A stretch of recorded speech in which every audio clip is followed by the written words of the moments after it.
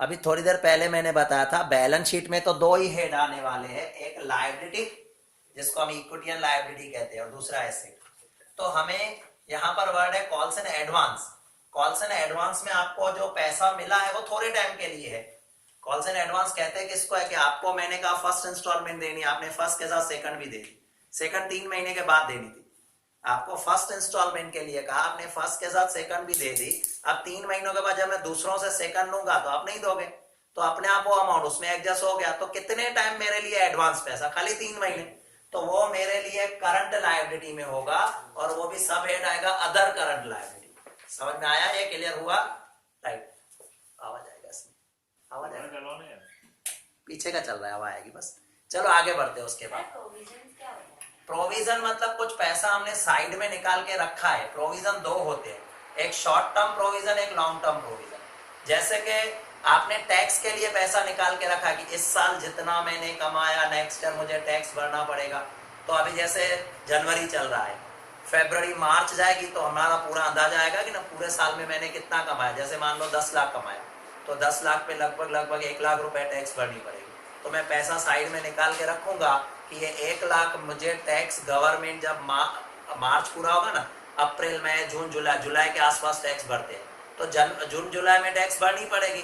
तो अभी से प्रोविजन करके रखो। बट ये जो प्रोविजन है कौन सा प्रोविजन है? शॉर्ट टर्म प्रोविजन कि 2-4 महीनों में पैसे देने। एक होता है लॉन्ग टर्म प्रोविजन, मेरे पास जो वर्कर काम कर रहे हैं वो कभी ना कभी रिटायर होंगे, उनको ग्रेचुटी देनी पड़ेगी, पेंशन देनी पड़ेगी। ग्रेचुटी होता है, मैं बता रहा हूँ, पेंशन प्रोविडेंट फंड देना पड़ेगा। ग्रेचुटी मतलब क्या? कोई जब रिटायर होता है तो उसको लमसम कुछ अमाउंट दिया जाता है प्रोविडेंट फंड के जैसे। ग्रेचुटी की मीनिंग होती है थैंक्स, कि आपने इतने साल हमारी कंपनी को दिया, हम थैंक्स के तौर पे आपको ये 10 लाख रुपए 15 लाख रुपए दे रहे हैं, तो उसे ग्रेचुटी कहा जाता है। आया ध्यान में? नॉर्मली 3 अमाउंट होते हैं, gratuity, pension, provident fund, retirement के टाइम में मिलते हैं। और ऑप्शन करने होते हैं 2, कोई भी 2 सिलेक्ट करने होते हैं। हर एक के एडवांटेजेस डिसएडवांटेजेस है। लगभग लोग पेंशन और प्रोविडेंट फंड ही सिलेक्ट करते हैं, ग्रेचुटी लगभग नहीं होता है, तभी आपने कॉमन इतना सुना नहीं। बाकी ये 3 ऑप्शन होते हैं, ग्रेचुटी, प्रोविडेंट फंड और पेंशन। प्रोविजन और रिजर्व में क्या डिफरेंस है ये देखना हो तो मेरा कल का 11th का वीडियो में भेज दूंगा, वो देख लेना। 11 में पूरा टॉपिक है, मैं थोड़े में बताता हूँ बट वहां मैंने डिटेल समझा। किसमें आता हूँ उस पर, बट वो हमारे कोर्स से बाहर है। बट मैं प्रोविजन और रिजर्व भी समझाऊं, प्रोविजन और रिजर्व समझाऊं तो प्रोविजन और रिजर्व में क्या फर्क है समझाऊं। देखो, प्रोविजन वो होता है जो किसी नॉन फैक्ट के बारे में कि मेरा ये खर्चा होने वाला है, कितना होने वाला है अंदाजा नहीं बट होने वाला है वो पता है, तो उसके लिए हम प्रोविजन वर्ड यूज करते हैं। जैसे मैं कुछ एग्जांपल दे रहा हूं, जैसे एग्जांपल ले लो, जैसे मेरा टैक्स, ठीक है, आज मैंने पूरे साल 10 लाख रुपए कमाए हैं। अब 10 लाख रुपए कमाए, मैंने अंदाजा लगा लिया कि लगभग गवर्नमेंट 1 लाख टैक्स देगी। अब एग्जैक्ट कितना वो तो अकाउंटेंट मेरा हिसाब करेगा, बाद में पता चलेगा। फिर 1 लाख का 80 हो सकता है, 90 हो सकता है, 1,10,000 हो सकता है। कम ज्यादा करने के बाद मतलब है सही, फिक्स है कि चुकाना है, कितना वो फिक्स नहीं।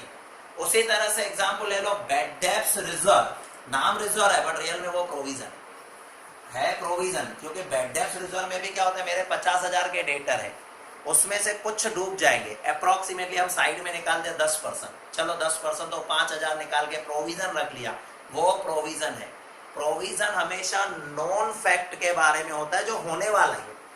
और रिजर्व क्या होता है, कुछ पैसे हम साइड में रखते हैं कि इमरजेंसी में कोई खर्चा होगा तो शायद हम पेमेंट करेंगे, उसका फिक्स नहीं होता है।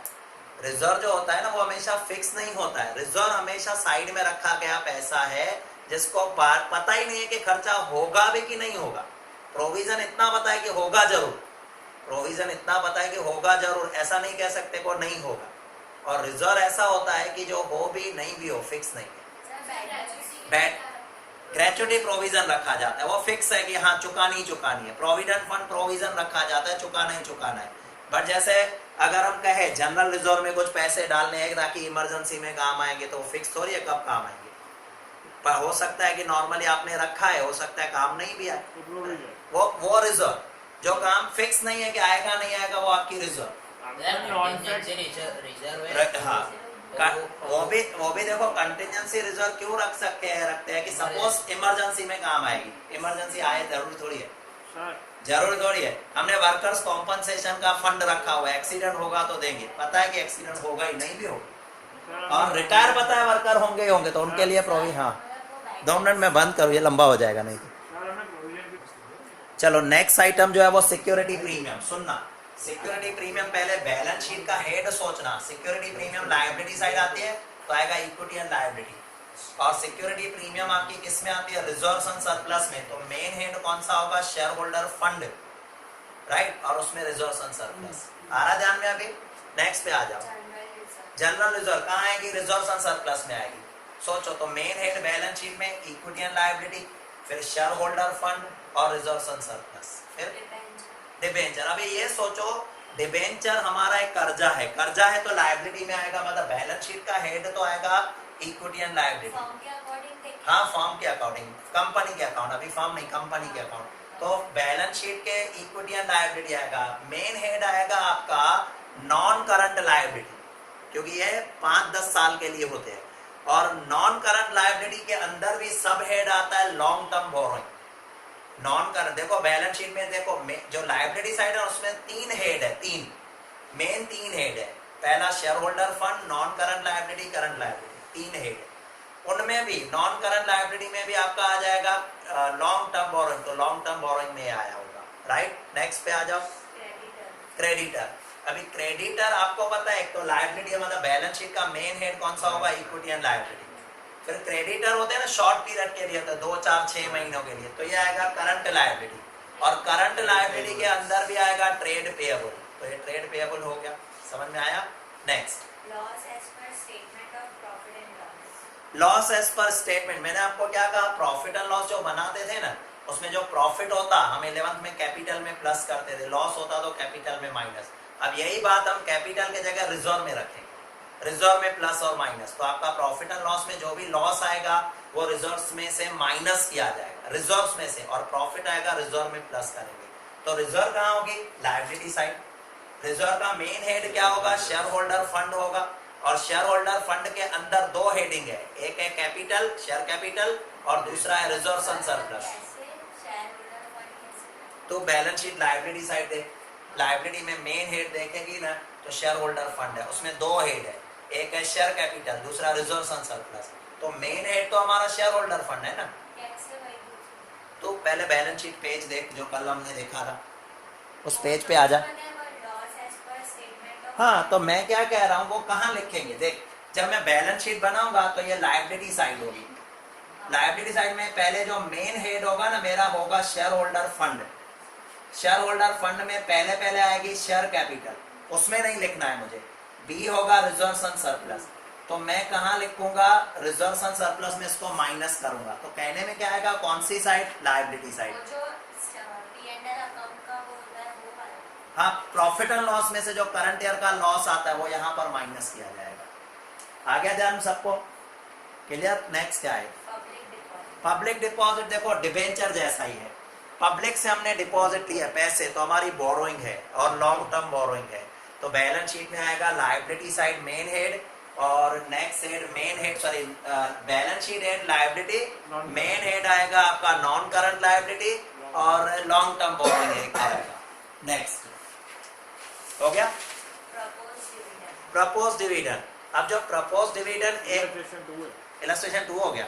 हाँ तो रुको, फर्स्ट इलस्ट्रेशन क्लियर हो गया सबके लिए। आ जाएंगे सेकंड इलस्ट्रेशन पे। ला बुक दे दो मुझे, जल्दी पूरा कर लूं, बट अब मैं सेकंड इलस्ट्रेशन पे आता हूं। पहले मैं बताऊं ये प्रपोज डिविडेंड होता क्या है। प्रपोज डिविडेंड का मतलब समझाऊं। कंपनी की बैलेंस शीट कब बनती है? 31 मार्च पे बनती है। कंपनी की बैलेंस शीट बनती है 31 मार्च, मतलब 31 मार्च पे उनको आइडिया आ जाती है कि इस साल हमने कितना पैसा कमाया। सपोज इस साल उन्होंने 5 करोड़ कमाए, और उन्होंने डायरेक्टर ने, बोर्ड ऑफ डायरेक्टर ने डिसाइड किया कि हम उसमें से 2 करोड़ रुपए का डिविडेंड देने वाले हैं। हम 2 करोड़ का डिविडेंड देने वाले हैं, ऐसा डिसाइड किया। तो ये जो उन्होंने डिसाइड किया ना, उतना पैसा निकाल के साइड में रख देते, जिसे कहा जाता है प्रपोज डिविडेंड। क्योंकि ये प्रपोज डिविडेंड क्यों कहा जाता है? फिर एनुअल जनरल मीटिंग होगी, एजीएम जिसे बोलते हैं, सारे शेयर होल्डर को लेटर आएगा, आ जाओ, वहां पर डिस्कस होगा हमने इस साल में इतना कमाया, इतने खर्चे हुए, ये हुआ वो हुआ, सब समझाएंगे उनको। फिर लास्ट में बताएंगे पूरे साल में 5 करोड़ रुपए हमने प्रॉफिट कमाए हैं, जिसमें से हम सोच रहे हैं हम 2 करोड़ रुपए आपको दे दें। एग्री हो आप? सब बोलते हैं हाँ एग्री है। तो वो हो जाएगा फिर फाइनल डिविडेंड। उसके बाद आपके अकाउंट में पैसे आ जाएंगे। तब तक नहीं आएंगे, ये अभी उन्होंने प्रपोज करके रखा है कि हम इतना देना चाहते हैं। शेयर होल्डर कहे नहीं नहीं भाई, ऑलरेडी हमारी कंपनी कर्जे में चल रही है, क्यों बांट रहे हो इतना पैसा, एक काम करो कैंसिल करो, वापस अंदर रख दो। तो हो सकता है, पॉसिबल है। मतलब शेयर होल्डर ना चाहे तो डिविडेंड कैंसिल हो सकता है। ये इन्होंने प्रपोज किया, सजेशन रखी है कि हम इतना डिविडेंड देना चाहते हैं, आप एग्री करते हो?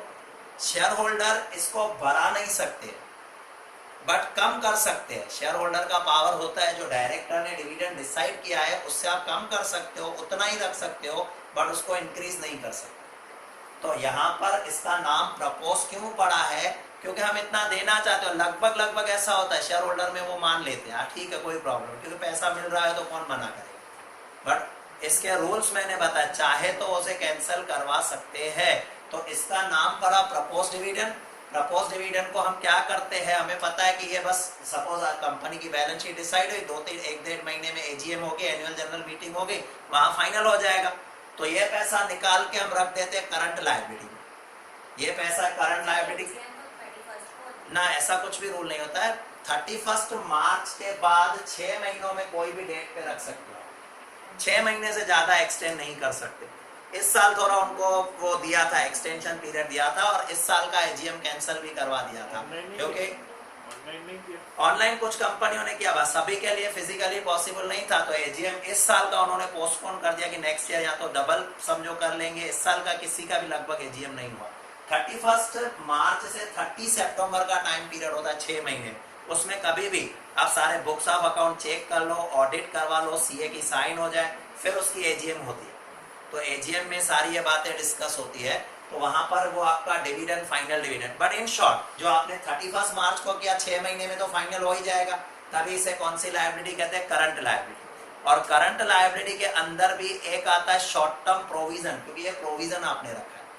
ये आपका क्या है? प्रोविजन आपने रखा है। देखो प्रोविजन का नाम मैंने क्या दिया, देना है, ये पता है। कितना देना है वो फिक्स नहीं है। हाँ 2 करोड़ जाएंगे, हो सकता है कम भी जाए। तो तभी उसको कहा किस में रखा गया? उसने शॉर्ट टर्म प्रोविजन में रखा है। तो देखो चेक कर लो, प्रपोज डिविडेंड आपका पहले कहाँ आएगा? Equity and liability balance sheet का हेड। उसमें मेन हेड आपका करंट लायबिलिटी है, और उसमें भी क्या आएगा? Short term provision. समझ में आया?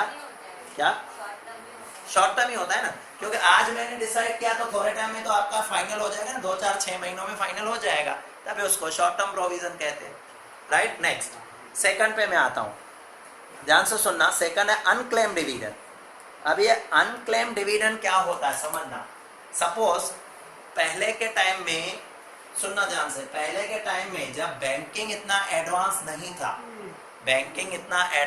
था, तो कंपनी वाले क्या करते हैं? सपोज एजीएम में डिसाइड हुआ कि आपको 2 करोड़ रुपए देने हैं। अभी 2 करोड़ देने हैं, टोटल शेयर हमारे पास है 1 करोड़। मतलब एक शेयर को कितना रुपए डिविडेंड आएगा? 2 रुपए। मेरे पास 100 शेयर है, 100 है, मेरे पास 200 आ जाएंगे। किसी के पास 1000 शेयर है, उसके घर 2000 आ जाएंगे। तो इस तरह से क्या होता है, आपके पास डिविडेंड डिसाइड होता है, वो चेक आ जाता है, या ऐसा कहूं आ जाता था, क्योंकि अभी सिस्टम अलग है। तो वो चेक आ जाता था। ये 3-4 साल पहले तक उनकी हैबिट ऐसी थी। अब मान लो किसी के पास 100 शेयर है, तो 2 रुपए के हिसाब से 200 आएंगे। 500 शेयर है, 2 रुपए के हिसाब से 1000 शेयर आएंगे। मैं बता रहा हूँ क्योंकि तुम्हारी बातें की आज, तभी सुन लो। क्योंकि मैं जब समझा रहा था ना कैलकुलेशन तुमकी, तो उससे कुछ ना कुछ बातें चालू थी, बट सुन लो, मैं एक बार फिर से रिपीट कर रहा हूँ। कंपनी ने डिसाइड किया कि हमें 2 करोड़ डिविडेंड देना है। 5 करोड़ कमाया, 2 करोड़ डिविडेंड देना है, और डिसाइड हो गया, सबने हाँ कहा, ठीक है। कंपनी को 1 करोड़ शेयर है, 1 करोड़ शेयर होल्डर है, और सामने 2 करोड़ रुपए डिविडेंड है। तो एक शेयर होल्डर को 2 रुपए में, एक शेयर को 2 रुपए मिलेंगे। तुम्हारे पास 2 करोड़ रुपए बांटने हो और 1 करोड़ शेयर हो, तो एक को कितने मिलेंगे? 2-2 रुपए। अब तुम्हारे पास सपोज 100 शेयर है, मेरे पास 100 शेयर है, तो 2 रुपए के हिसाब से मेरे घर 200 रुपए आएंगे। किसी के पास 1000 शेयर है, तो उसके बाद 2000 आएंगे। किसी के पास 10,000 शेयर है, तो 20,000 आएंगे। राइट। अब अनक्लेम डिविडेंड की मैं बात कर रहा हूं। सपोज, ध्यान से सुनना, मेरे पास किसी कंपनी के 3 शेयर है, मेरे पास किसी कंपनी के 3 शेयर है, ले सकते हैं हम, 1 शेयर भी ले सकते हैं। मैंने 3 शेयर लेके रखे। लॉट होता है ना मिनिमम साइज एक से ज्यादा तो कितने भी ले सकता है, बाकी मिनिमम 1 ले सकते हो। इसमें फिक्स लॉट नहीं होता है। आप 1 शेयर लेना चाहो किसी भी कंपनी का ले सकते हो। अभी मैंने जैसे रिलायंस का भी रेट 2000 है, तो जरूरी थोड़ी कि मैं कहूँगा हर महीने 1 शेयर परचेज करता जाता हूँ, बर्डन भी कम होगा और आराम से मेरे रेट भी एवरेज भी बनती जाएगी। कंपनी का आईपीओ डालने वाला तो उसमें आईपीओ अलग चीज होती है। उसमें हाँ, 25 आईपीओ में जैसे अभी भी 3 आईपीओ चल रहे हैं आज की डेट में, उनमें डेट अलग अलग होता है। जैसे एक आईपीओ है इंडिगो का, अभी चालू है, आज लास्ट है उसका रेट। इंडिगो पेंट, जैसे एशियन पेंट है ना, धोनी उसकी एडवर्टाइजमेंट आता है, धोनी की एडवर्टाइजमेंट में इंडिगो पेंट का ये नॉर्मली उसका 10 शेयर का लॉट है, और 1 शेयर उसने बेचा है 1490 सॉरी, 1 शेयर मतलब 10 रुपए का शेयर, 1480 रुपया प्रीमियम, 1480 रुपए का प्रीमियम। तो एक लॉट अपने को 14990 में पड़ेगा। अगर 10 रुपए का तो 14,900 में पड़ेगा। नहीं, आप लॉट की बात कर रहे हो। हाँ, एक लॉट में 10 शेयर है, एक शेयर 1490 रुपए का है 1 शेयर, और मिनिमम आपको 10 शेयर लेने हैं। ये कंपनी का रूल है। कंपनी मतलब जो इंडिगो कंपनी बेच रही है ना आज, उसने कहा है कि मिनिमम 10 शेयर आपको 14,900 हाँ 14,900 का हुआ। ये न्यू कंपनी जब स्टार्ट होती है ना तो वो रख सकती है। अब यही कंपनी लिस्ट हो जाएगी, आपको बता दूं, ये 30 जनवरी को, ये 10 दिन के बाद, तब इसका शेयर का प्राइस शायद 2200-2300 आएगा या उससे भी ज्यादा। फिर उसमें कोई रिस्ट्रिक्शन नहीं लगेगी, आप 1 शेयर भी ले सकते हो। एक बार मार्केट में आ गया फिर आपका मिनिमम लॉट 1 हो जाता है। आज कंपनी ने रिस्ट्रिक्शन लगाई कि 10 शेयर लेने हैं, बट बाद में क्या होगा, आपका मिनिमम का कोई रूल नहीं होता। एक बार शेयर मार्केट में आ गया फिर आप 1 शेयर लोगे, और आज इसकी प्राइस 1490 है, मतलब 1490 में क्या ओवर सब्सक्रिप्शन होगा इसका। मैंने भी अप्लाई किया, ओवर सब्सक्रिप्शन होगा। ओवर सब्सक्रिप्शन क्या होगा कि कंपनी के पास मान लो 5 करोड़ शेयर है तो एप्लीकेशन 50 करोड़ की आएगी, तो सबको तो मिलेगा नहीं, जिसका मिला उसकी लॉटरी लगेगी, ऐसा समझो। उसमें क्या होगा, सीधे 1490 का मैं 30 तारीख को आपको बताऊंगा, 30 या पहली तारीख को इसकी लिस्टिंग होगी, 2200-2300 से ज्यादा आएगा इसका शेयर। एक बीच में मैंने बर्गर किंग का आपको बताया 60 का, आज 174 चल रहा है। 60 में लिया था, मुझे नहीं लगे, मतलब जिसने भी लगा होगा लॉटरी सिस्टम से ये देते हैं, जितने भी सपोज उनके पास 5 करोड़ शेयर है, 50 करोड़ के सामने एप्लीकेशन आ गई, आपका लग गया, नसीब होगा लग गया तो सीधे 60। ऐसा लगता है किसी को। हाँ मेरे बहुत लगे, बहुत, मतलब ऐसा नहीं है कि नहीं लगते हैं। मैंने फिर क्या किया, मेरे नाम के अकाउंट है, मेरी वाइफ के नाम का अकाउंट है, मम्मी के नाम का अकाउंट है, पापा के नाम का अकाउंट है, सब अकाउंट सब के नाम पे डाल दो। सब पे लग जाए तो अच्छा है ना, मेरा तो फायदा ना यार, मैं तो सोचूंगा लग जाए। तो यार ये रैंडमली सिलेक्शन करते हैं, रैंडमली से, बट लगता है ऐसा नहीं कि मैंने, मतलब मोबाइल से। हाँ बस मैं आपको इसमें मोबाइल में दिखाऊंगा, अभी जैसे पूरा होगा ना वीडियो तो मैं आपको दिखाऊंगा कि कैसे होता है। खाली वैसे अकाउंट ओपन करवाने के बाद 2 बटन टिक करने होते हैं। पुराना सिस्टम काफी वो था, हेक्टिक था, उसमें पूरा एक फॉर्म होता था, उसके बाद ये फॉर्म भरते थे, फॉर्म भरने के बाद नॉर्मली क्या करते थे, उसको जाकर देख के आते थे, ये सब प्रोसेस हम करते थे। इवन तुम्हारे जो सर जो बोल रहे हो ना, रमेश सर, वो आज भी फॉर्म भरता है, आज भी फॉर्म भरता है। हाँ, उससे मुझे 2 दिन पहले ही मिला था, तो नहीं यार ये झंझट यूज करना झंझट वंझट कौन करेगा। नहीं फिजिकल फॉर्म में से करते हैं, बहुत सारे करते हैं। आपका सपोज किसी के पास यूपीआई नहीं है, फोन पे, गूगल पे, ये सब चीजें नहीं है, तो आप क्या करोगे? जरूरी थोड़ी है। हमारी इंडिया अभी भी इतनी एडवांस नहीं है कि हम इसको 100% कर दें कि आप ऑनलाइन ही करो। बहुत सारे चीज जो टेक्नोलॉजी से, हमारे मेरी एज के तो बहुत सारे लोगों को टेक्नोलॉजी यूज करना नहीं आती है, तो हम आपसे रिलेटेड है ना, बच्चों से, तो हम यंग ही रहते हैं हमेशा। मतलब एक बेनिफिट ये रहता है कि जो भी मेरी एज के होंगे अगर किसी और फील्ड में है ना तो शायद ओल्ड जल्दी हो जाएंगे। मैं आपके साथ तो ओल्ड नहीं होगा। आप टीचर को देखना हमेशा सेम ही लगते हैं कभी भी आप ऑब्जर्व करना, आप 10 साल के बाद भी मुझे देखोगे तो मैं शायद सेम ही लगूंगा। 20-30 साल पहले वैसे तो 20-30 साल पहले तुमने कब देखा था मुझे? 30 साल का फोटो देखा। वो तो फोटो में तब देखोगे, फिजिकली तो आपको डिफरेंस दिखाई देगा। 10 साल पहले देखा था। 10 साल पहले देखा था मैं। 10 साल पहले तो यही सिचुएशन थी, बहुत दुबला पतला था 20 साल पहले, शादी से पहले। यार वो आ गए बाल वाले से थोड़ा जाना शुरू हो गए क्या जाना शुरू हो? बाल शुरू हो गए। हाँ वो तो अभी यार थोड़ा फर्क पड़ेगा ना, बिल्कुल तो ऐसा नहीं कि डिफरेंट पड़े ही नहीं। चलो आ जाओ टॉपिक पे आ जाओ। आप मैं आपको मेरे एग्जाम्पल के साथ मेरी कंपैरिजन के एज वाले दूसरे दिखाऊं तो काफी सारा फर्क पड़ गया है। बट मेंटालिटी की बात है ना। हाँ मैं उसमें क्या होता है, इसका रतन टाटा का मैंने एक बार इंटरव्यू सुना था। रतन टाटा की एज अभी 79 या 80 है, तो उससे उसने पूछा कि यार इतनी एज में भी तुम इतने एक्टिव कैसे हो, मतलब क्या काम करते हो कि 80 इयर्स में यार इतना एक्टिव। क्योंकि 80 ईयर में तो लोग 60 के बाद ही बोलते हैं अब तो रिटायर हो गए। तो उसने क्या कहा कि मैं अपनी ऑफिस में खाली यंग लोगों को ही अपॉइंट करता हूँ, उनके साथ सराउंडेड रहता हूँ। तो उसमें क्या होता है, एक यंग एनर्जी मिलती है कि यार वो इतना कर रहा, मैं क्यों नहीं कर रहा हूँ। और आप ऑब्जर्व करो, हम पिकनिक पे जाते हैं, आप दौड़ते हो तो हमें भी दौड़ने की इच्छा होती है, हम भी दौड़ते हैं, फिर भले गिर जाएंगे नहीं करते हैं नहीं, क्योंकि अभी हम पिकनिक पे गए तो कितने सारे राइड्स हम खाते हैं, आपको देख के हम वाटर पार्क में नहीं गए ना। वाटर पार्क में आप नाच रहे थे तो हमें भी नाचना पड़ता है, तो एक यंग एज आ ही जाती है ना वापस। चलो आ जाओ टॉपिक पे, हो गया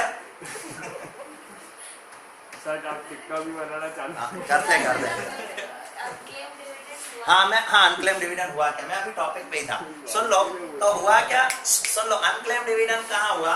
तो अभी हुआ क्या, मेरे पास किसी कंपनी के 3 शेयर थे, खाली 3 शेयर, और मेरे घर चेक आया 6 रुपए का चेक आया। कितने का चेक आया, 6 रुपए। ये तो अच्छा हुआ 3 शेयर है, अगर 1 शेयर होता तो 2 रुपए का भी चेक आता था। अभी 2 रुपए का चेक आया तो मैं क्या बैंक में चेक भरने जाऊँ, पेट्रोल का ज्यादा लगेगा, पेट्रोल का उससे ज्यादा पड़ा रहने दो, नहीं चाहिए मुझे चेक ही नहीं चाहिए। तो बहुत सारे ऐसे लोग होते हैं जो वो डिविडेंड क्लेम ही नहीं करते। मतलब बैंक ने तो आपके अकाउंट, मतलब बैंक ने तो 2 करोड़ रुपए तैयार रख दिए, पड़े हैं, लेना हो ले लो, जिसके पास चेक है निकालो। बट आपके पास जब 6 रुपए का चेक होगा, किसी के पास 15 रुपए, किसी के पास 12 रुपए का चेक होगा, तो शायद वो क्लेम ही नहीं करेंगे। सर एक चेक की वैलिडिटी कितने टाइम तक होती है? 3 महीने। उसके बाद वो चेक गया, काम का नहीं। फिर होता है आप उसको कंपनी में भेजो, यार चेक पुराना हो गया, फिर से रीइश्यू करो तो करेगी, बट उसको भेजने और लेने के खर्चे भी तो पोस्ट के आएंगे ना 10 3 महीने तक रुकते हैं फिर क्लेम। हाँ ये पैसा बड़ा ही होता है, नहीं निकाल सकते, उसका भी रूल बताओ। बट और भी बताऊं, चलो हम तो बड़ौदा में रहते हैं, हमारे बड़ौदा में अप्रोक्सीमेटली सारी बड़ी बड़ी बैंकें हैं, bank of Baroda, SBI, ICICI, HDFC, सारी बैंकें हैं। बट जो छोटे गांव में रहते हैं वो लोग भी तो इन्वेस्टर होते हैं, उनके पास अगर 2 रुपए का चेक आया, 10 रुपए का या इवन 50 रुपए का चेक आया, तो छोटे शहरों में प्रॉब्लम क्या होता है, वहां पर अगर आपके शहर में बैंक नहीं है तो उसको चेक को क्लियर करने के लिए दूसरे पास वाले बड़े शहर में उस चेक को भेजना पड़ता है, और उसकी चार्ज वो लगाते थे 20 से 25 रुपए। अभी खैर हट गया है, क्योंकि अभी टेक्नोलॉजी का बहुत चेंजेस आ चुके हैं। ये मैं सिर्फ बहुत ज्यादा नहीं, 10-12 साल पहले की बात बता रहा हूँ, उस पर चार्जेस लगते थे। तो मैं सोचूंगा 10 रुपए का चेक क्लियर करवाने के लिए 20 रुपए चार्ज लगाऊं, क्या मतलब। तो ऐसे छोड़ दो, चेक छोड़ दो, तो वो चेक जाते ही नहीं थे। अब सोचो कंपनी ने कितना पैसा रखा है, 2 करोड़ लोगों को, उसमें से 1.5 करोड़ लोगों ने विड्रॉ कर लिया, या मे भी 1 करोड़ 80 लाख विड्रॉ हो गए, 20 लाख रुपए अभी भी पड़े हैं जो किसी ने क्लेम ही नहीं किया। तो इसे कहा जाएगा अनक्लेम डिविडेंड, जो किसी ने क्लेम ही नहीं किया। 20 लाख जो अभी क्लेम नहीं हुए। तो देखो अनक्लेम डिविडेंड जो है उसके लिए क्या लिखा हुआ है, equity and liability, current liability में आएगा, अदर करंट लायबिलिटी में पड़ा रहेगा, क्योंकि ये पैसा उनको रखना ही पड़ेगा जब भी वो क्लेम करेंगे। चेक हो सकता है कि चेक नॉन करंट नहीं होगा सर, नहीं नॉन करंट नहीं है, वो कभी भी क्लेम कर सकते हैं।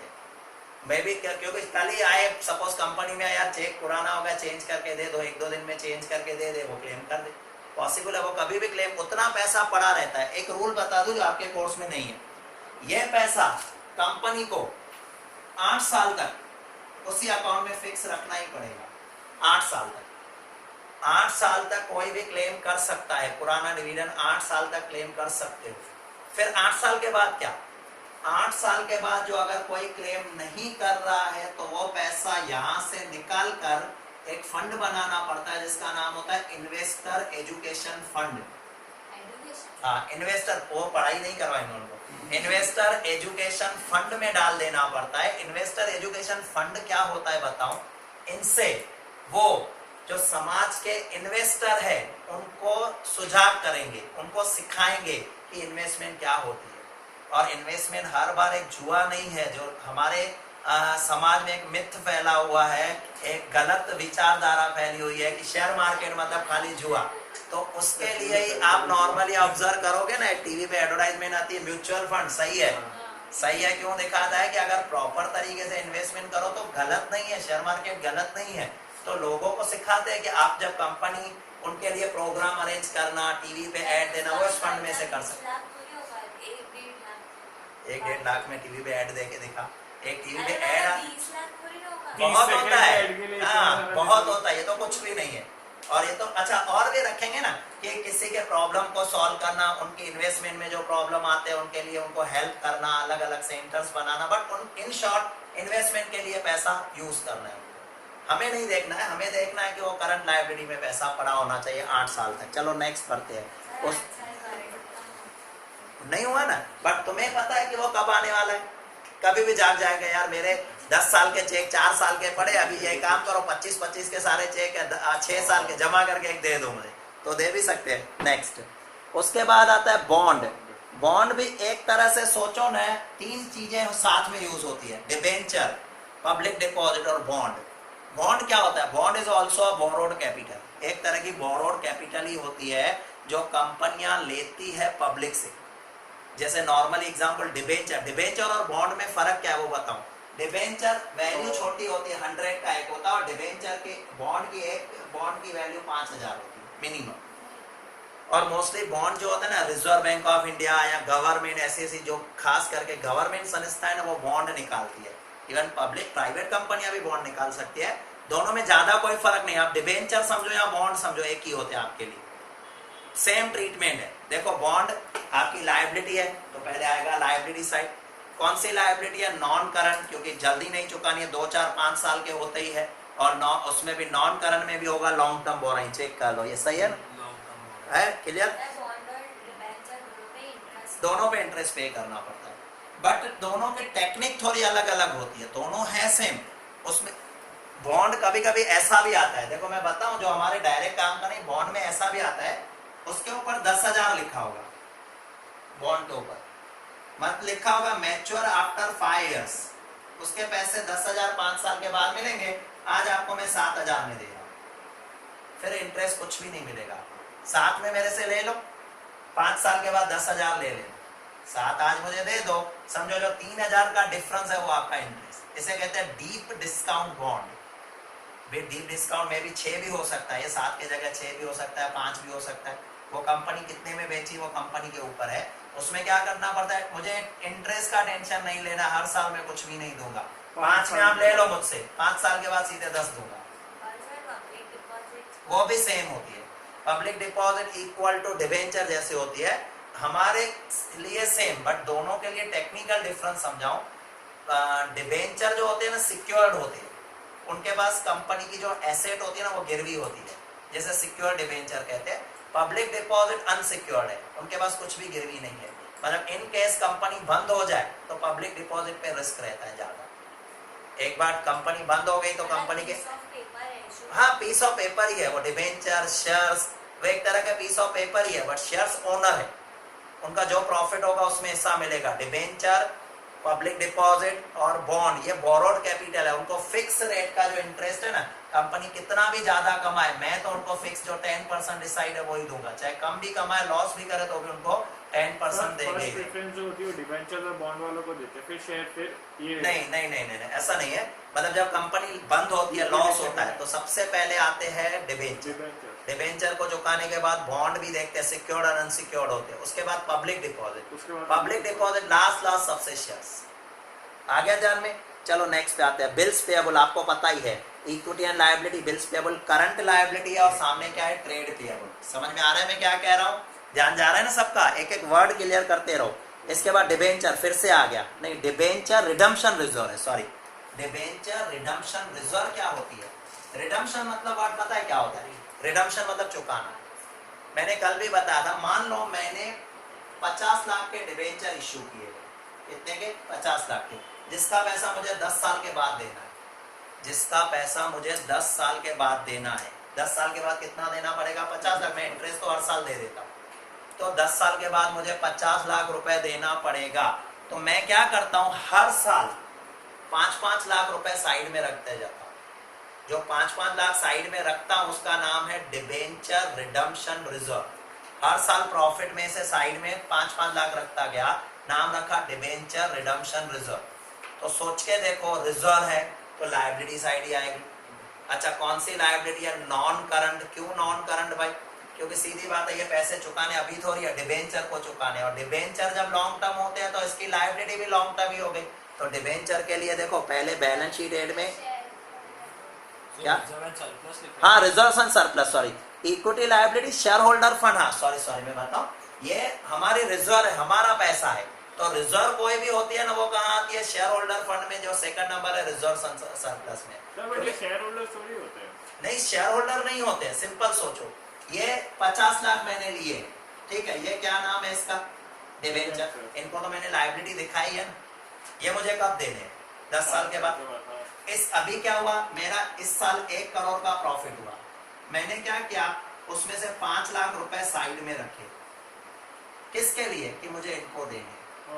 तो ये मैं 50 लाख तो लायबिलिटी दिखा ही चुका हूं ना। ये 5 लाख रुपए मैंने अभी निकाल के साइड में रखे हैं कि इनको देने में काम आएंगे, अभी दे थोड़ी रहा हूं। तो ये मेरे लिए एक तरह की क्या हो गए? रिजर्व हो गए। और रिजर्व पे किसका हक होता है? रिजर्व पर शेयर होल्डर का हक होता है।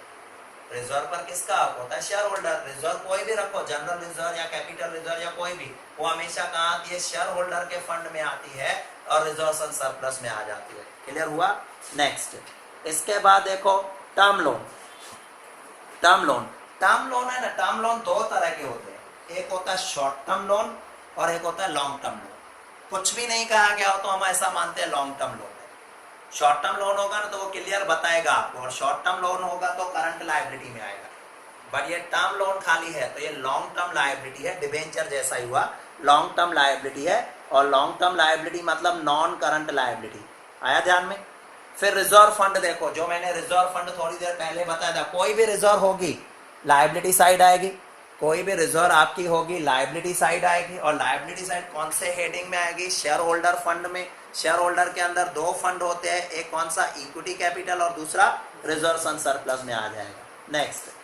नेक्स्ट अब देखो, एडवांस रिसीव्ड फ्रॉम कस्टमर।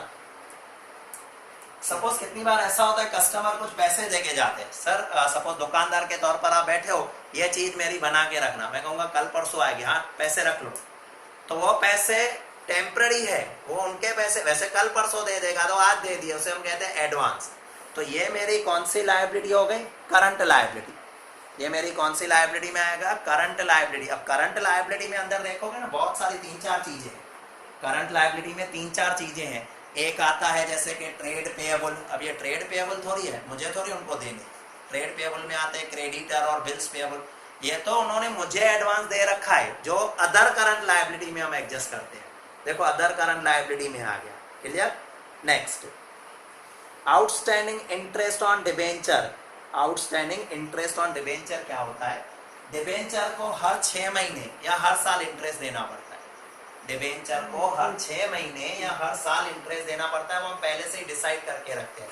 जैसे मैंने 1 अप्रैल पे डिबेंचर इशू की है, मैंने उनको ऐसा कहा है कि 30 सितंबर और 31 मार्च हर साल आपका इंटरेस्ट मिल जाएगा।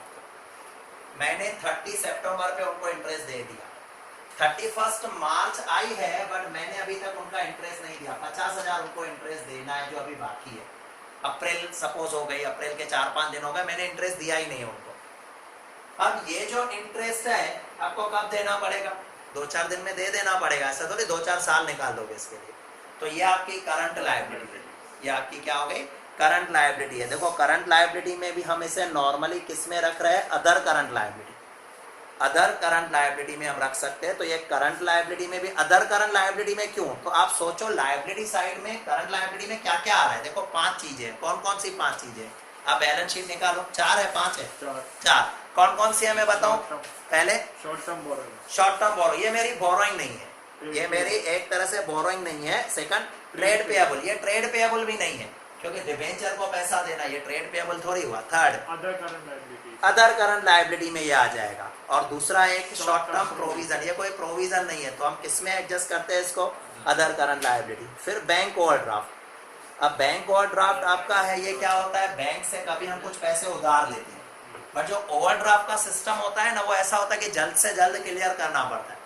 ओवरड्राफ्ट हाँ चलता रहता है उसका इंटरेस्ट। उसमें ओवरड्राफ्ट में क्या होता है कि सपोज मेरे पास अकाउंट में 10,000 पड़े थे, 15 का चेक आया, तो 15 का चेक आया तो चेक क्लियर हो जाएगा, तो 5,000 का मेरा ओवरड्राफ्ट हो जाएगा। फिर मैं कल बैंक में जाऊंगा, वापस क्लियर कर दूंगा। इस तरह से सिस्टम चलता रहता है। ओवरड्राफ्ट हमेशा शॉर्ट पीरियड का होता है, राइट। तो अभी देखो किसमें लिखा है, करंट लायबिलिटी में, और ये हुई शॉर्ट टर्म बोरोइंग। ये क्या हो गई, शॉर्ट टर्म बोरोइंग। क्लियर हो रहा है ना सब कैसे है? हाँ, इन्वेस्टमेंट एजुकेशन फंड कहाँ पे है? वो आपका यहाँ नहीं आएगा, वैसे लायबिलिटी में रहेगा पैसा। यहाँ से निकल के वो लायबिलिटी में रहेगा कि हमारे पास पैसा पड़ा है, इसको यूज करना है। लायबिलिटी में मतलब रिजर्व एंड सरप्लस, एक तरह की रिजर्व हो गई हमारी, रिजर्व में ही पड़ा होगा share holders fund. Share holders fund में। नेक्स्ट पे आ जाओ, चलो जल्दी हम पहुंचेंगे नेक्स्ट वाले थर्ड नंबर सम पे। अभी आप मुझे खुद बता पाओगे और लॉजिक के साथ, मैं आपसे सामने से पूछूंगा। देखो पहला है डिबेंचर रिडीमेबल। अब तो ये समझाओ, थोड़ा नया है। Debenture redeemable during next year. अब सुनना, वैसे तो खाली डिबेंचर हो ना, खाली डिबेंचर, तो मैं उनको कहूंगा लॉन्ग टर्म बोरोइंग, क्योंकि डिबेंचर हमेशा 10 साल के लिए होते हैं, 8-10 साल के लिए होते हैं, 5 साल के लिए होते हैं, हमेशा लॉन्ग टर्म होते हैं। बट मैंने डिबेंचर इश्यू कर दिए थे, 8 साल हो गए, नेक्स्ट ईयर मुझे वापस भी करने हैं। शेयर्स कभी भी वापस करते ही नहीं, मर्जी है ना, वो लॉन्ग टर्म ही होता है ना, लाइफ लॉन्ग होते हैं। तो उसको हम बोरोइंग में लिखते ही नहीं, कैपिटल में लिख लेते हैं। और कैपिटल जब बिजनेस शुरू होता है, वहां से बिजनेस खत्म होने तक हमारे पास रहती है, ठीक है। अभी ये ऐसे डिबेंचर है जो नेक्स्ट ईयर रिडीम्ड करने वाले, तो ये तो टेम्पररी हो गए ना हमारे लिए। वैसे आज तक मैं इसको बैलेंस शीट में जब भी रखता था, एक लॉन्ग टर्म बोरोइंग के लिए रखता था। ये हम क्यों बैलेंस शीट में, अभी हेडिंग चेंज कर देंगे उसको किस हेडिंग में रखा जाएगा, करंट लायबिलिटी और अदर करंट लायबिलिटी, ताकि जो भी व्यक्ति मेरी बैलेंस शीट चेक करे उसको पता चले कि ये डिबेंचर नेक्स्ट ईयर में वापस करने हैं। नहीं तो आइडिया ही नहीं है कि हम लॉन्ग टर्म बोरोइंग में लिख लेंगे, फिर लॉन्ग टर्म बोरोइंग कोई भी क्या सोचेगा, ये पैसे अभी थोड़ी चुकाने, बाद में चुकाने, नेक्स्ट ईयर पता चला कि अभी चुकाने। तो बैलेंस शीट में हर चीज को स्पेसिफाई करना होता है। आप जो फाइनल अकाउंट में, कंपनी के लिए अच्छा भी है, और कंपनी के लिए दिखाना पड़ेगा कि हाँ नेक्स्ट ईयर इतना पैसा हमारे फंड में से निकल जाएगा। शेयर होल्डर को भी आइडिया आएगी, बैंक को आइडिया आएगी। आज बैंक से लोन लेने जाओ तो बैंक कहेगी यार पहले ये पैसे तो लास्ट ईयर तुम्हें देने, ये चुकाओ, बाद में हमारे पास आना, बाद में हमारी इंस्टॉलमेंट कैसे चुकाओगे, वो सारे सिचुएशन क्रिएट होती है। Next, cash credit from bank. अब ये कैश क्रेडिट क्या होती है? कैश क्रेडिट मतलब पता है आपको, एक तरह का ओवरड्राफ्ट है। कैश क्रेडिट एक तरह का लोन है, एक तरह का ओवरड्राफ्ट है। क्या होता है पहले मैं समझाऊं। देखो कैश क्रेडिट बहुत सारे दुकानों पे चलता है ये सिस्टम। इसमें क्या होता है, ध्यान से बोर्ड पे देखना, मेरी शॉप है सपोज। अब आपको पता है शॉप में कभी कभी तो 50 लाख पड़े होते हैं, कभी कभी तो ऐसा होता है किसी को 20,000 देने हैं तो भी यार वांदे होते हैं कि कहां से पैसे आएंगे, पता नहीं होता है। कभी कभी बहुत सारे पैसे आ जाते हैं, कभी निकल जाते हैं पेमेंट में। तो हमने क्या रखा है, बैंक से एक सीसी करवा रखी है, इसको शॉर्ट में सीसी कहते हैं, उसको कहते हैं कैश क्रेडिट। बैंक वालों ने मुझे मंजूर करके दिया है कि तेरा 10 लाख रुपीस तक लिमिट है, उसमें लिमिट डिसाइड होती है, 10 लाख तक लिमिट है। अभी 10 लाख तक लिमिट है, दैट मीन्स जब भी जिस दिन भी मुझे पैसों की जरूरत पड़े आ जाओ, पैसे ले जाओ। तो मैंने सपोज मुझे किसी पार्टी को 2 लाख की पेमेंट करनी थी, मैंने गया बैंक में, उसी टाइम 2 लाख लेके आया, पार्टी को पेमेंट कर दिया, चेक दे दिया, बैंक वालों ने उसको पैसे दे दिए, राइट। 3 दिन के बाद मेरे पास पैसे आ गए, मैं बैंक में वापस लेके आया। आप कोई भी लोन लो तो लोन का टाइम पीरियड पूछते हैं ना कि कब वापस करोगे, 15 दिन, 1 महीने, 2 महीने, इसमें टाइम पीरियड नहीं होता है। जिस दिन आपने वापस किया, आपका लोन का खाली इंटरेस्ट काउंट होगा 3 दिन का, फिर दूसरे दिन फिर जरूरत पड़ी वापस लेके आओ। तो जब भी चाहे रखो, जब भी चाहे वापस लो, आपके पास एक्सेस।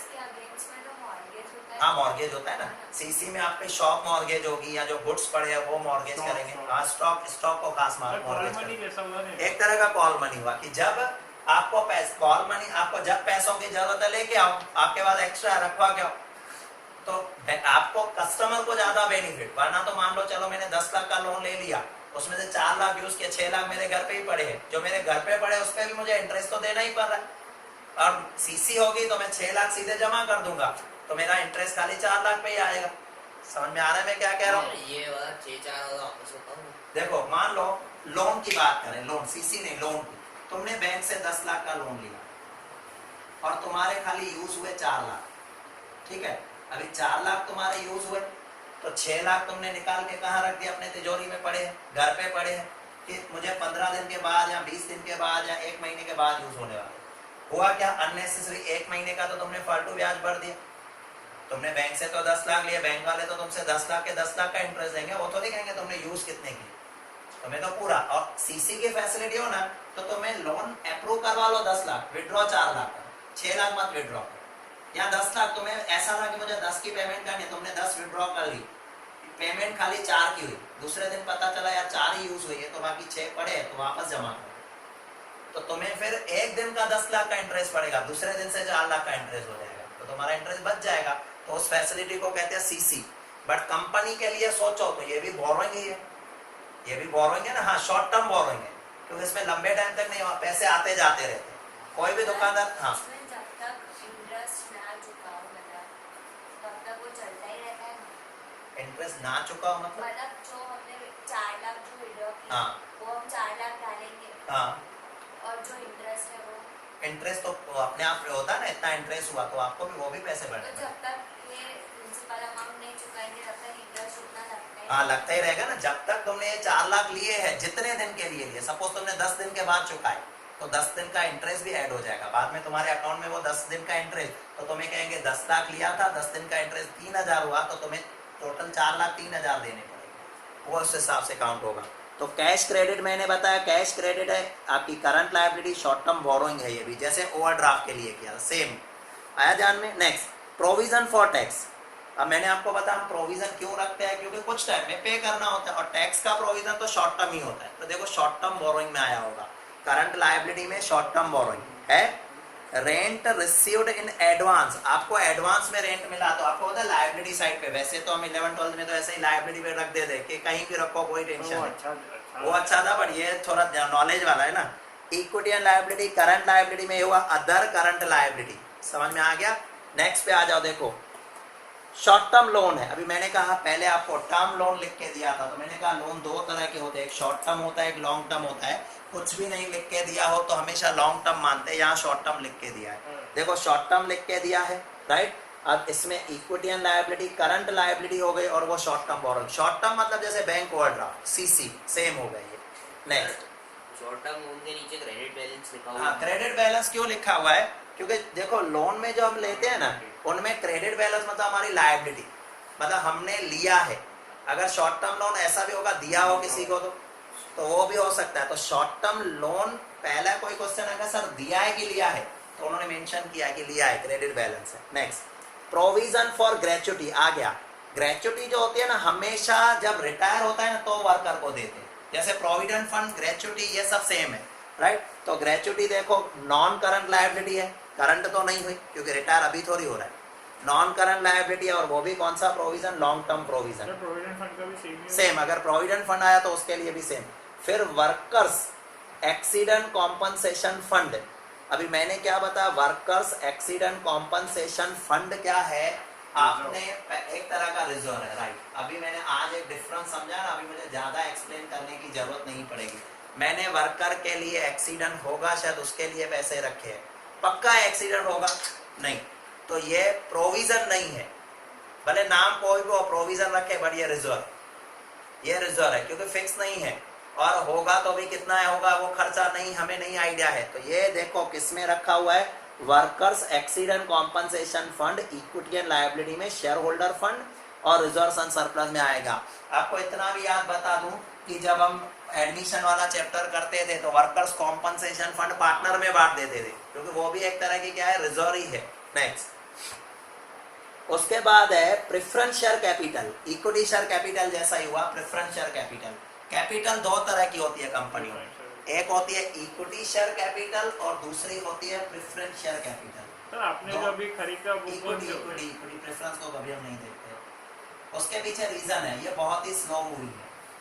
और एश्योर्ड है नहीं सर? एश्योर का नहीं देखते ना, एश्योर तो एफडी है, उससे एश्योर कुछ भी नहीं है। सुन लो, इक्विटी शेयर कैपिटल की मैं बात करूं, equity share capital R the maximum risk taker होती है, और प्रेफरेंस शेयर कैपिटल और इक्विटी में फर्क क्या है? इसका नाम पड़ा है प्रेफरेंस। प्रेफरेंस क्यों कहा है, ध्यान से सुनना।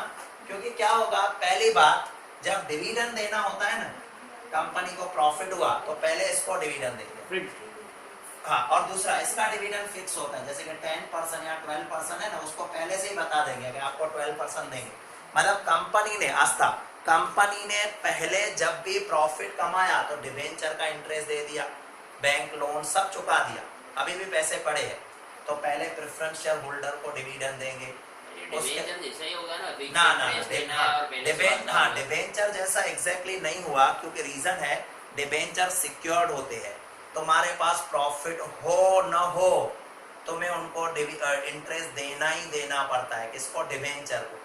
इनके लिए मान लो हमने प्रॉफिट नहीं कमाया तो हम इसको डिविडेंड नहीं देंगे। तो इनका लॉस में भी शायद फिक्स्ड होता है ना कि ना ना ना, ना लॉस में फिक्स नहीं होता। उसमें क्या होता है, एक होता है क्यूमुलेटिव प्रेफरेंस शेयर, उसमें क्या होता है, मान लो चलो इस साल हमने प्रॉफिट नहीं कमाया, दूसरे साल कमा रहे हैं, तो लास्ट ईयर का 10%, इस साल का 10%, इसको 20% दे, बाद में कुछ बचे तो इक्विटी शेयर को देना, पहले इसको चुकाना ही चुकाना। लिक्विडेशन का टाइम पे भी हाँ, payment अच्छा ये हो गया क्लियर। उसके बाद मान लो जब कंपनी बंद होती है तो पहले बैंक लोन, डिबेंचर ये सब चुकाते हैं, लास्ट में नंबर आता है इक्विटी शेयर वाली, इक्विटी शेयर से पहले प्रेफरेंस शेयर चुकाते हैं। तो इसका नाम प्रेफरेंस क्यों पड़ा, ऐसा कहा जाता है, दो चीजों में इनको प्रेफरेंस मिलता है, दो चीजों में। किसके कंपैरिजन में? इक्विटी शेयर के कंपैरिजन में। जब डिविडेंड बांटना हो तो प्रेफरेंस शेयर पहले, इक्विटी शेयर बाद में। जब कंपनी बंद होती है उस टाइम पैसे बांटे जाते हैं सबको, उस टाइम प्रेफरेंस शेयर पहले, इक्विटी शेयर बाद में। अच्छा, ये रिस्क टेकर है, बट साथ साथ में एक तरह से मैक्सिमम गेनर भी है। जो भी प्रॉफिट आया, सपोज अच्छा खासा प्रॉफिट हुआ, 5 करोड़ प्रॉफिट कमा, उनको तो इसको तो उतना ही 10% ही देना है, ज्यादा तो नहीं देना है। जो बच गया वो इसका, जो बच गया वो इसका।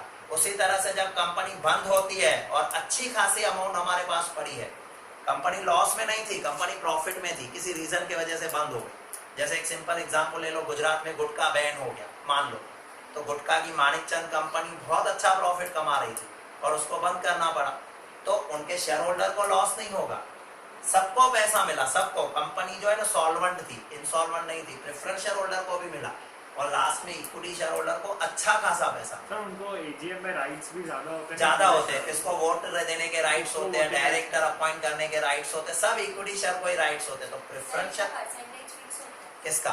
प्रेफरेंस शेयर का फिक्स होता है, इक्विटी शेयर का नहीं। इक्विटी शेयर को तो 100% भी डिविडेंड मिल सकता है, 200%, 1000% भी मिल सकता है, उससे ज्यादा भी मिल सकता है, जो इक्विटी प्रेफरेंस शेयर को नहीं मिलता। मोस्टली जो कंपनीज बंद होती है उसका रीजन यही होता है ना, इंसॉल्वेंट होती है इसलिए बंद होती है। मोस्टली, हाँ मोस्टली कह सकते हो, बट ऐसा हर बार जरूरी नहीं है। कितनी बार क्या होता है, कुछ पर्सनल रीजन हो गया, उसके वजह से कंपनी बंद हो गई। पर्सनल रीजन में भी जैसे डायरेक्टर है, उनमें फैमिली प्रॉब्लम्स आ गए और कोई संभाल नहीं रहा है तो उसको बंद करना पड़ा, ऐसे भी प्रॉब्लम होते हैं। फिर कितनी बार हमारा बिजनेस इलीगल हो जाता है, पहले लीगल था अभी लीगल हो गया तो बंद करना पड़ सकता है। मानिकचंद बंद कर दिया उसको। यहाँ पर गुजरात वाला यूनिट बंद कर दिया, क्योंकि गुजरात में बैन हुआ गुटखा, मतलब उसने फिर बंद नहीं किया, वो खाली मैंने ऐसे एग्जांपल दिया, पर वहां पर वो अभी वो बनाते हैं पान मसाला, गुटखा सेक्शन बंद कर दिया, पान मसाला बन पाएगा। दोनों अलग अलग है, पान मसाला मीठा होता है और गुटके में वो तमाक पड़ता है। अभी वो करते हैं, अभी जो लोग क्या करते हैं पता है, लेते पान मसाला है, उसके साथ फिर वो तमाक की अलग से व्हाइट कलर की पूरी आती है, वो लेके मिक्स करके लोगों यार वो सब हाँ बिक रहा है ना, बिक तो सब रहा है। नेक्स्ट, उसके बाद हम आ जाएंगे, नेक्स्ट है प्रेफरेंस शेयर के बाद जनरल रिजर्व, आपको पता ही है, मैं नहीं बता रहा हूँ। Premium on redemption of debenture, अब ध्यान से सुनना, premium on redemption of debenture, ये होता क्या है? Premium on redemption of debenture, word देखो यूज किया हुआ है, premium on redemption of debenture क्या होता है समझो। डिबेंचर को जब हम इश्यू करते हैं, डिबेंचर जब सेकंड चैप्टर चलेगा ना उसमें भी ये पॉइंट आएगी, तो डिबेंचर को जब हम इश्यू करते हैं तो उस time okay, redeemable during next year, इसको अंडरलाइन करना, रिडीमेबल ड्यूरिंग नेक्स्ट ईयर, मतलब डिबेंचर है जो नेक्स्ट ईयर रिडीम करने वाले हैं, सेम। अभी होता क्या है, प्रीमियम और रिडम्पशन ऑफ डिबेंचर की मैं बात करूं तो होता क्या है, सपोज मैंने आपको एक डिबेंचर बेचा 100 रुपीज का, मैंने आपको एक डिबेंचर बेचा 100 रुपीज का, सुन लो ध्यान से, जल्दी जल्दी, 100 का एक डिबेंचर, मैंने आपको कहा हर साल 10% इंटरेस्ट दूंगा, आपने 1 लाख रुपए के डिबेंचर लिए मेरे से, 1 लाख के डिबेंचर लिए और उस पर 10% हर साल 10,000 इंटरेस्ट मिल रहा है। अभी ये डिबेंचर 10 साल के थे, 10 साल के बाद आपको वापस करने हैं और 10 साल के बाद वापस करने हैं तो ये हमारी लॉन्ग टर्म बोरोइंग हो गई, राइट। बट अगर नेक्स्ट ईयर वापस करने हैं तो ये हम किस में लेके आएंगे, करंट लायबिलिटी। इतना तो पता है ना, करंट लायबिलिटी। अब यहाँ क्या है, यहाँ पर है premium on redemption of debenture. कितनी बार लोगों को लालच देने के लिए हम उनको ऐसे कहते हैं डिबेंचर 100 का है, डिबेंचर 100 का है, बट जब हम वापस करेंगे ना आपको एक डिबेंचर का 110 रुपए वापस करेंगे, 120। उल्टा ज्यादा कंपनी दे रही है प्रीमियम, कंपनी ले नहीं रही है। हमने शेयर्स वाला चैप्टर सीखा था, उसमें कंपनी ले रही थी, प्रीमियम ले रही थी, कंपनी का फायदा था 100 करने का, पर उसकी वैल्यू 110 है। हाँ, मतलब हम आपसे ले 100 रुपीज रहे हैं, बट जब वापस करेंगे ना आपको वापस 110 रुपए वापस करेंगे, 120 रुपए। उससे क्या होगा, लोग ज्यादा अट्रैक्ट, इंटरेस्ट में 100 पे ही दूंगा, इंटरेस्ट भी देंगे, फिर प्रीमियम भी देंगे। हाँ, पॉसिबल है। कंपनी आपको ज्यादा अट्रैक्ट करने के लिए फिर नॉर्मली इस तरह से तो फिर मैं इसको बेच दूं। हाँ, तो जो जिसको है उसको प्रीमियम मिलेगा। अरे बट मेरे को 110 में बिकेगा कि ना, वो तो मार्केट रेट जो होगा, शायद 100, 200, 102। डिबेंचर का तो फिक्स नहीं रहता। ना, डिबेंचर भी मार्केट में बिकते हैं। अगर ये अच्छी खासी कंपनी होगी, रेट फिक्स नहीं होता है। हालांकि डिबेंचर स्टेबल रेट होता है बट फिक्स नहीं होता। स्टेबल मतलब 100 का 100 ही रहेगा लगभग, बट अगर मान लो अच्छी कंपनी के डिबेंचर है जो लास्ट में अच्छा पैसा वापस करने वाली है तो हो सकता है 106, 107, 108 भी मिले थे। वो डिपेंड करता है। हाँ, गिरता भी है। गिरेगा कब, उसकी वैल्यू बता दो। सुन लो, ध्यान से सुनना। सर अगर गिरेगा तो उसके लिए अच्छा है ना, कंपनी के लिए, उसको पे इतना ही करने का। हाँ, बट गिरेगा, मार्केट में रेट गिरेगा तो कब गिरेगा, मान लो कंपनी 10 साल के बाद आपको 100 रुपए वापस देने वाली है और रेट डिसाइड हुआ है 10%, हर साल कंपनी आपको 10% दे रही है, ठीक है। कब इसकी वैल्यू गिर सकती है, जो हमारे कोर्स में